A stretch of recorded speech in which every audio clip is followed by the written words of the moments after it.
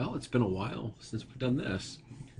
Go ahead and take out your note sheet for Chapter 9, Section 1. It's a target note sheet with the bullseye question being, was the American idea of manifest destiny justifiable? And what I want you to be looking for throughout this presentation are ways that you can justify it, or ways that you could say it's not justifiable because of. And our objectives for this presentation, for this lecture, are kind of simple. I want to first and foremost define for you manifest destiny. We're going to use very closely the definition the textbook offers you, that you hopefully already have in your notes from your reading today. We're going to look at the legacy of migration in early American history, this idea of moving west, going west, and how that ties into the history of the United States. And then at the end, I'm going to ask you to kind of to predict what Americans will desire as a result of manifest destiny. What is it that you think that they want?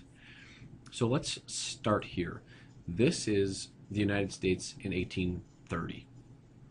And just a couple things that you can see that we've already talked about. You see Maine as a state. You see Missouri as a state. Obviously, we've gone through the Missouri Compromise. You can kind of see that red line down there. That is a component of the Missouri Compromise. But then there are some things that maybe on this map that you're not used to. For example, that big yellow chunk of land in the southwest, that's Mexico. And this up here is territory that is jointly owned by both the United States and England. So we have foreign countries. We have a foreign country here. We have a large foreign country here. And this foreign country, Mexico, had just recently gained its independence.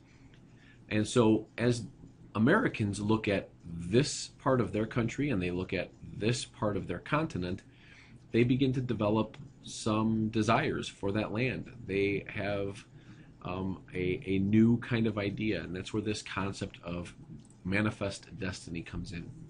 And so the idea of manifest, and I'm gonna reference specifically what it says in your textbook on page 300. It says manifest. I'm sorry, on page 301. Obvious, clear, or plain. And destiny, I think most of you could probably define in your own words. This is something that is going to happen. So this is, if you combine the two words, is an obvious path, an obvious circumstance that is going to occur. And for America, this has everything to do with land possession. And it is our belief that our manifest destiny is to control and dominate the whole of the continent. Now, I don't want you to think that this is just something that springs up in the 1830s and 1840s. If we think back to our heritage, the English, they had kind of a notion of manifest destiny. They were looking to build an empire, and we know that they did so in these 13 colonies. And those people that lived in these 13 colonies, those are the ancestors of the Americans who will be living here in this time in the 1830s. And if we look at what their life path took them to, they were looking west. One of the reasons the French and Indian War was fought, the French and Indian War was fought was because those colonists were looking west. And we know that one of the reasons the American Revolution is going to be fought is because the British say, no, you can't go west. And that's something that they wanted to do. And so this is something that's very innate to Americans, this idea of moving west. As the population fills in behind, Americans, adventurous Americans want to go west because they see the West as, an unwritten book, an open territory, free or at least relatively cheap new land, opportunities that they don't already have. It's kind of like a lottery ticket in a way. And so if we look at the United States in 1819, we have the Louisiana Purchase. We're on the verge of getting Missouri, and then we have Spain here, we have England here, and that leads us back to this map. And so we have this direct legacy of westward expansion. The British expanded west into North America. The colonists wanted to expand west into the interior, the Mississippi Valley. The Americans do expand west. They begin to control these territories. We see states popping out here. And ultimately, through purchase, through conquest, whatever it is, we have this new idea of what is the United States. And so what we're looking at then is in the 1830s, this trend does not stop. We are still looking west, and we're looking at the possibilities. What could be ours? And so, if we look back at our objectives, the definition of manifest destiny is this innate belief, this obvious belief that our destiny is to possess the whole continent.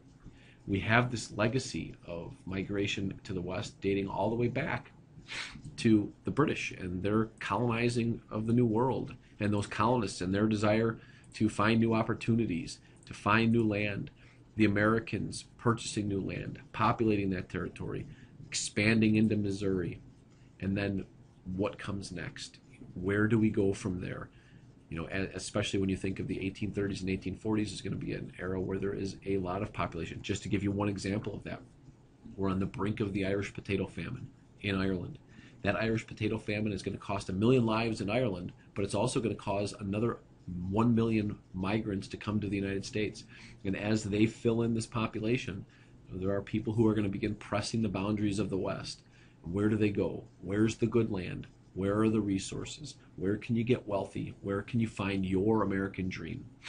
And if you think back to some of the things that we talked about that united them, the West and the westward expansion, it fits very nicely into, well, which of those uniting factors? Shared history? Kind of. Social mobility? Definitely. You can go west and you can make it. Some people fail, but you could go west and make it. And so you're going to have a Google Doc. You have to dig down deep on the webpage. It'll be the last one down there. And it's going to ask you to make a prediction about Americans' concept and the way that they conceptualize manifest destiny. So just to review, okay, manifest destiny is this idea that emerges in America, that it is our obvious fate. It is our plain destiny to control and possess the land on this continent. And we are, in a way, we believe that we are ordained by God to spread this idea of democracy and to spread our idea of a capitalist economy to the whole continent. What does that mean for Mexico? What does that mean for England and their possessions here? Well, that's to be determined. But we just know that we have our eyes on it. We have designs on it. So go and check that Google Doc, and there's just a couple of quick questions for you to fill in there, and that will be the way that I'll check your recording watching.